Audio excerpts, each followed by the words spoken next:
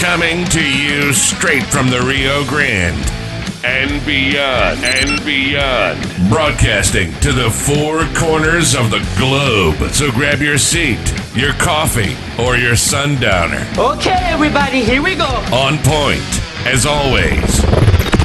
This is Gloves Off. Gloves Off.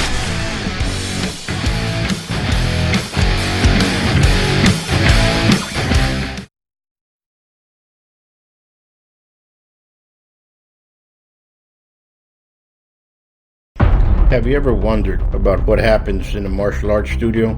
Well, you start right away by setting goals, building determination, gaining focus, building skills, all while becoming more fit, gaining confidence, and learning self-defense. Withdrawn Academy is a school where attitude meets aptitude. So give us a call at 956-401-4868.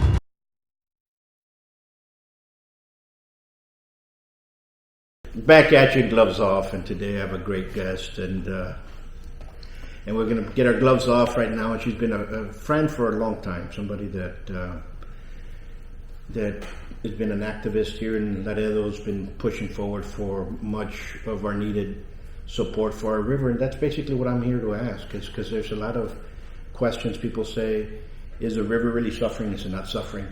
And we have Laredo's, she's not from Laredo, but we love her anyway. And Tricia Cortez. How we doing? Good. How are you, Phil? Good to see you. Been here. Things have changed, no? Mm-hmm. Yes, the last almost 22 years. Yeah. 2021. When was the last time you were here? Oh my goodness. Was I a reporter? No, you were working out with us for a little bit, then you left. Must have been 2002 or something like that. Okay. 2002. Well, anyway, let's touch base with the river. What's going on with the Rio Grande? And are we in danger? Is it in danger? What are the dangers of it? Is it drying up? Is it the non-potable essence of it? Where are we? Because there's a lot of people talking, but nobody never seems to pinpoint what's going on. So you're right, Paul. We've seen this year, especially with the election, that water was like a very big priority. And everything in Laredo goes back to the river. That's our primary source of water. We're 100% dependent on the Rio Grande. It's why Laredo was founded, because of the river. And, the river has its set of challenges, right? And it's a very long river system. It starts in the southern Rocky Mountains of southern Colorado, and it's almost 2,000 miles. And at major points along the way, it has its different set of challenges. By the time we get here to Laredo, Laredo is sandwiched between the only two reservoirs of the Rio Grande, between Texas and Mexico. Amistad in Del Rio and Falcon in Zapata. So we're sandwiched right in between. And the river for some time, and unfortunately, it still ranks as one of the 10 most endangered rivers in the world. Not in Texas or the United States, but just on the planet. And the number one reason for that general ranking is it doesn't have enough water. There's not enough water supply to meet demand. And when you're looking at the river in Laredo, there's parts of it that are considered impaired, meaning it's not advisable to be swimming in there or even fishing in that way or recreating because of water quality issues. And this is mainly high levels of bacteria. That's mainly from raw sewage that's coming in from Nuevo Laredo still. We can talk more about that. And there's also some problems with heavy metals. And unfortunately, the state over the last, say, 10 to 15 years, they've done a lot of cuts to their budget. So they've cut a lot on the testing that gets done on the river. So we really don't even have a very good updated study or assessment that looks at heavy metals. We know that there have been some present in the past from antimony, the old Anzon plant up there by Manadas Creek, and a few other things. So in a nutshell, this is just the general overview on the challenges and problems side of the issue with the river in Laredo. It's a water quality problem, but this past summer of 2022, we had a coming to Jesus moment, right? There were serious alarm bells that went off. We're entering into a period of intensifying drought. And what we saw, the storage capacity of water in Amistad was at one of its lowest points. It was at maybe 20%, and Falcon was down to like 9% capacity. And so, Zapata County was doing these emergency measures to try to pump water in to feed San Ignacio and Zapata. So there are issues with water supply and water quality. Now, we did get some rains, but we have to be very mindful that these are climate patterns that we're starting to see that are leading toward rising temperatures and intensifying drought. So that's all like the gloom and doom stuff, right? But on the positive challenges stuff, I think a very positive thing is that I see Laredo and especially decision makers and the city, I think for a long time Laredo turned away from the river, just really saw it as kind of off limits, didn't really feel like we owned and that river belonged to us, and not really use it. And do I need a permit? Can I go? We get that all the time. And yes, it's on public lands, of course. You can hike it, bird it, kayak it, fish. Advisable, probably should not eat the fish, but you can do all of these things there. So we've seen the city start to take a new approach toward the river and recognizing it for this extraordinary natural resource that we have, and start to prioritize it and not leave it so neglected or abandoned, but starting to build trails and starting to build parks. But so on the positive side, I think there is a new way of looking at the river that I think is really positive, and we're really trying to work with the city on solutions that are sort of out of the box to see what can we do to improve water quality, improve erosion, and ultimately improve the supply of water that's in there so that this river lasts and is with us for a much longer time. The last thing I'll say, Paul, is right now the city is about to, they're finalizing this 50-year wastewater plan for the city. And their preliminary information shows that we only have until 2040. We only have 17 years left, according to these projections, where the river is our only source of drinking water.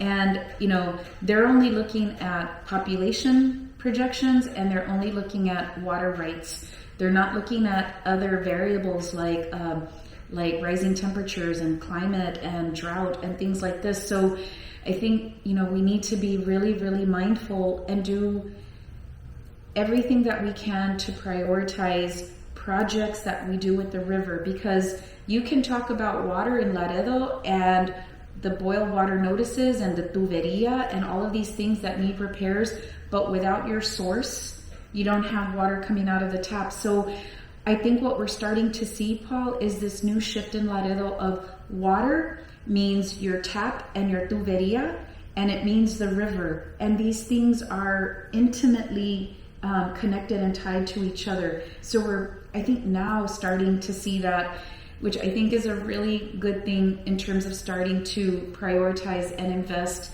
on very needed solutions for the river. Absolutely. When we talked the last time, I'm going to go back a little bit. You said about the 10 most dangerous parts. I went back in our research. I went back and I checked, and and I couldn't find it. The most endangered rivers in the world. In the world, I couldn't find it in the top 10 in the world, and I couldn't find it in the top 10 in the U.S. And but I did find a river that I've been on. It was the Zambezi over in Zimbabwe, and that's. So I was looking back, and I said, but they did talk about the Colorado, which I know the Colorado ends up going into the Rio Grande, and that one's very endangered. And then I went back and I said, okay, we have a dam up ahead. We have a dam down below. How come we've never built a dam? I remember at one time Judge Martinez, and the county judge, said that how come we don't build a dam up a little bit up ahead? And I said, and everybody shut it down. Is that something that we might look into? Can we do that? Well, okay, so two things. One, it's the World Wildlife Fund that has these rankings for the rivers, and right now they're in the process of updating this list, but we're still on there according to this ranking. I wanted to just mention that. Okay. The issue of the dam... And I'm not debating or anything. Yeah, When I started looking at it, I said to myself, it concerned me. Yeah. So I started looking, and there was a lot of ones. There's one in Iran that's completely dead. Yes. And then you're like, and it was one of the biggest rivers it was. And then... It's all about how we manage these rivers and our river, But to answer your question, Paul, about the dam... Could we, maybe up in Webb County, put one in there, make it bigger to the point that we can use it as kind of a reservoir. We can use it for the sports, water sports, and we can use it internationally. Is there a possibility? So there has been sort of this idea that's been, around for some time about building another dam in Laredo, or would it be a weir dam?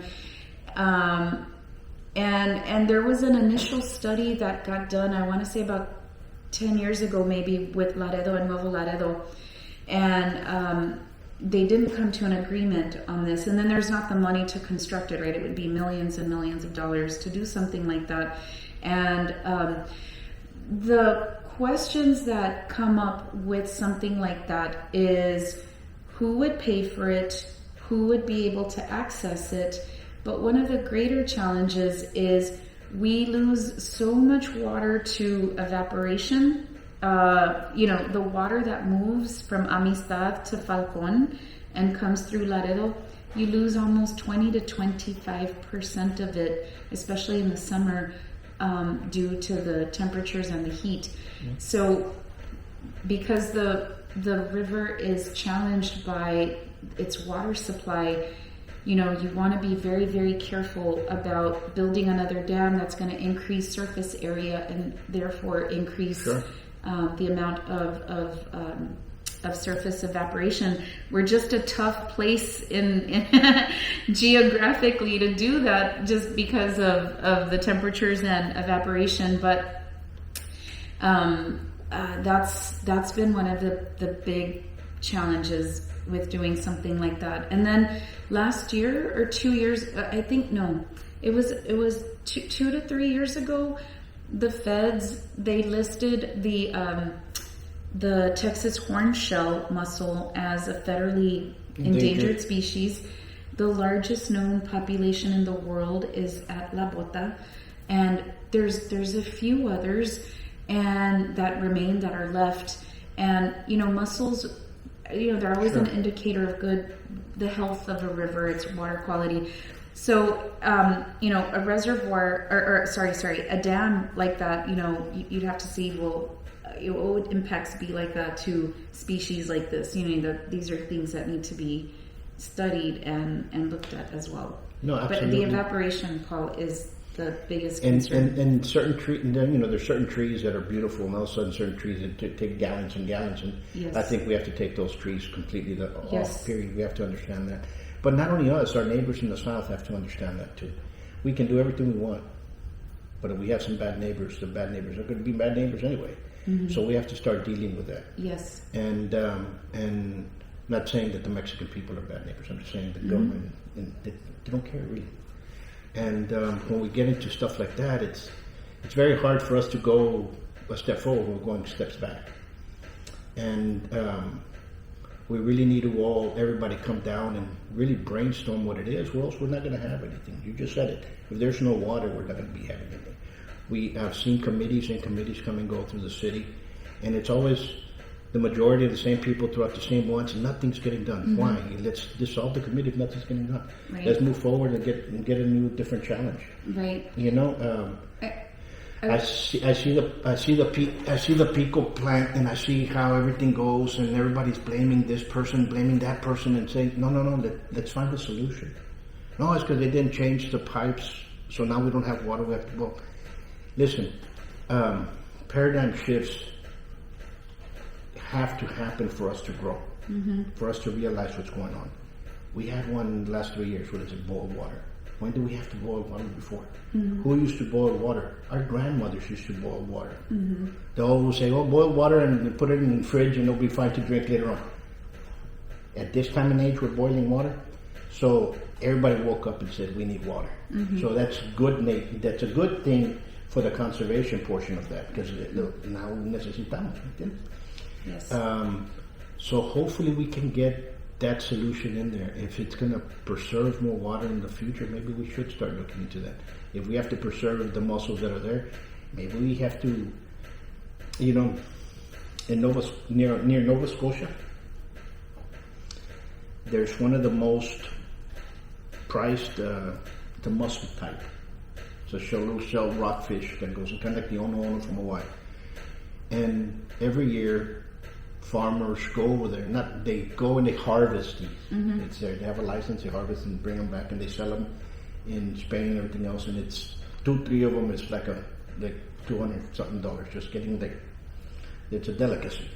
So they're preserving them. They found out that they eradicated them all from Portugal and the coast over here, but over here in Nova Scotia, they're still breeding, so they're protecting them. They understand that it's there, and maybe we have to do something like that. If we can get certain people behind it, because mussels are a food as per se. Understand what I'm saying? Yes. So you're bringing up really good points, Paul, that show what are some short-term solutions for the river? What are middle term, and then what's long-term solutions? And conserving water, asking the population, to conserve water is not easy.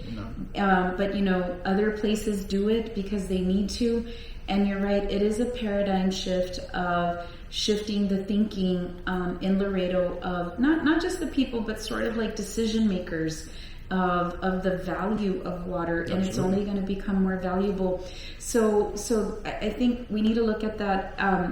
Managing invasive vegetation is important because it sucks up so much water. Your salt cedars and your carrizo, and so you have to manage that. But it needs the second component, which we've never really done in Laredo, which is you have to reforest with natives. You have to include that component. So we're going to start this project this year at Las Palmas Nature Trail underneath Bridge 2, between Bridge 2 and Zacate Creek in that area. All reforestation, managing the invasives and reforesting with natives, and building a very, very large monarch butterfly sanctuary, which is also federally listed as an endangered species. So you've got to look at conservation of water usage, managing invasives, and I think one thing that concerns us is I think the city's been very fast to look at these really expensive solutions like building a secondary water source, 150-mile pipeline to, an aquifer, or desalination with the Gulf. And these are things we need to be looking at for the long term, no doubt. However, there's two issues with that. Number one is that you want to be very careful about, if you do that, then you're giving control away of the water supply to a private company, a private entity, or some other governmental entity that will then be able to leave Laredo vulnerable, because they're going to dictate how much water and at what price. And so while it is wise and a good thing to be looking at these options and figuring out these costs. I think there's still solutions in the short term where Laredo can keep and hold on to control of its water supply and make it last longer. And what are these things? Well, a few things, right? It's conserving usage. It's managing the invasives. We're going to have to start recycling water, recycling the effluent that's produced. Not to say that we necessarily, pump that back into the drinking water system again. Other places are doing it, but at least offset, water that gets processed for things that are not drinkable, right, for other uses. Sure. So we need to be looking at recycled effluent so that we recycle the water over and over and over, the way nature does, right? It's like restoring the nature of nature. And we've got to be thinking in that way now, because the old ways have not worked the way that we've managed the river and the water. And so you want to recycle water. And, one of the things that we're very interested in doing is trying to do a preliminary study on groundwater storage. Is it possible? Could that exist somewhere here in Webb County for us to store water before it just flows down the river, so we create our own sort of emergency secondary... Like a aquifer kind of thing? Yes. I'm pretty sure it could be done. The city did this in 1998, a very old, outdated study, tiempo, where we need to be taking a fresh look at this. But sorry, you were saying... No. I think we should be able to do that. I think we can do that. I think there's the Romans did it. Why come we can't do it? You know what I'm saying? So we have the engineers. We've learned from them. And they're still work. Yeah. and people do not understand how advanced they were for stuff that was going on here. The same problems they went through, we're going through now. So we need to understand that and how we're going to change that to move forward. And it does. What happens here, Tricia, is the grifts. Okay, you know what? I like your idea, but my cousin over there, he's a contractor, so we have to give it, or else it's not going to pass. You know what I'm saying? And we have to eliminate all that and say, you know what? This is more important, because the dam. If we look back, let's go back to the dam just a step back. Mm-hmm. The dam is part of the river, and it's also part. We're supposed to get 3. We already got 2. Mm-hmm. Our third one is part of the treaty. Mm-hmm. And if the state comes in and says, you know what, we're going to build in McAllen. Yeah, se acabó el cuento with what we wanted to do. And now McAllen has a big aquifer over there that they're going to supply them for the next. You understand what I'm saying? Mm-hmm. When we're stuck here buying water from them, so we have to think long term. In can we? And if it's done, let's fight for it. Every option we have to look at, and we have to look at it and look at it dramatically well, and make sure that we can preserve it in a good way. Mm-hmm. And look into I think that's an excellent idea, looking into, see if we can do some type of aquifers on the bottom, man-made aquifers in the bottom that we can control, and we can reserve the right to push them out. And I think we should, I don't think it's something we should look at now. I think it should have already been done. Right. I mean, we have to do that, but we have to find a place. It's like this. Mm-hmm. We have a lot of springs, Carrizo Springs. It's burnt down now, but if you go on 83 going up towards Uvalde, the first little town you're going to hit is going to be Catarina. Catarina, there was a hotel there that was built by President Taft. Mm. The importance of it was built by President Taft. Why? It was built on a spring. Mm. That spring was supposed to have given you some kind of medicinal use. But because of people drilling and boring and oil and refinery and so on and so forth, that spring died. Mm-hmm. And we've had a lot of them that have shifted the water levels. Right, exactly. Got down. That those springs are no longer there. Okay, the pressure, whatever happened on the ground. I mean, I'm not an engineer for that sense, but you can kind of get an idea of where it's going. So, a lot of those springs that we have around here, we have towns, big springs, and this and that, and you start seeing. It's because there was a spring there at one particular time. Mm-hmm. What happened to it? They start producing it. So we're around Like these. These areas that we can start using or start learning how to use a little bit better. But again, that's an excellent idea if we can get that done. Well, we're trying to work with some foundations and also hopefully through the state. Can we get that initial funding to do that initial assessment in Webb County? Is there a place? Is there a place where where water could get stored in there and used for us? And we need to be looking at all options right now, Paul. And I don't think. I really disagree. I hate to hear people say, oh, we need to turn away from the river and we can't count on the river. Well, of course we can. We have for like thousands of years. And so, but it's a matter of how do you manage that, and how do you have to do this paradigm shift in thinking and the way that we've traditionally managed the river, which has not been sustainable. And we're in a different place now, and we do need to be looking at all of these options and pursuing them. If we want to be number one, and we had a conversation about this, when you came back down here, we both came back to Laredo at the same time, 2001. Laredo was the second fastest growing city in the nation. Second fastest growing city. I mean, there's still construction building all over the place. What happened?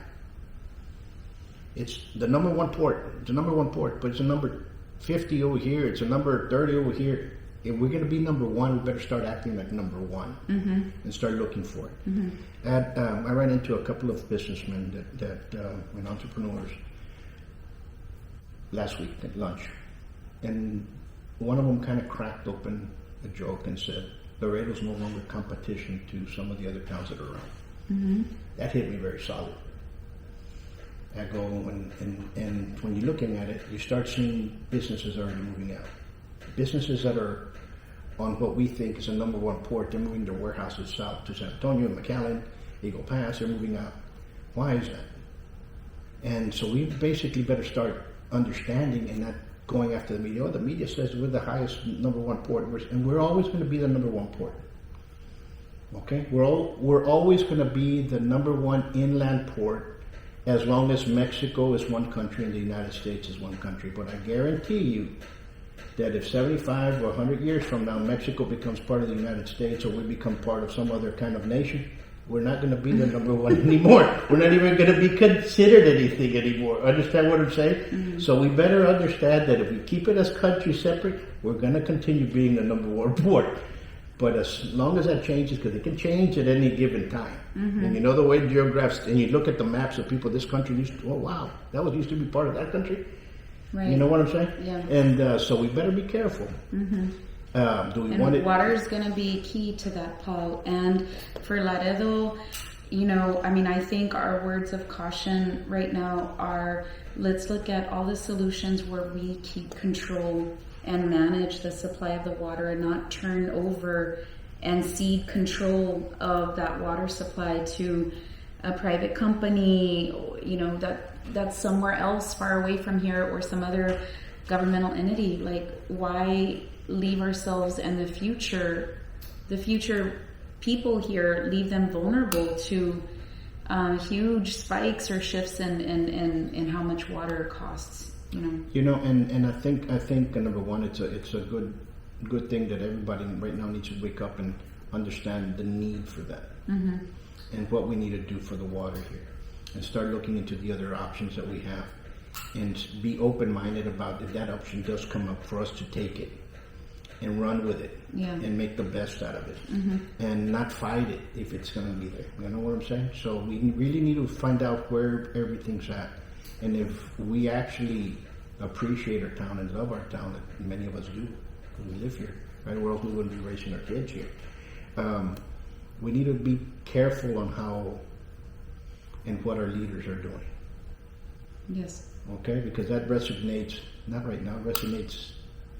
The consequences are long term. Whatever this administration does, it's going down 10 years. Right. And a lot of people are afraid. But let's just go forward. It's a new year. Let's move forward, Woo! Okay. But I want to thank you for coming in here and explaining it to us.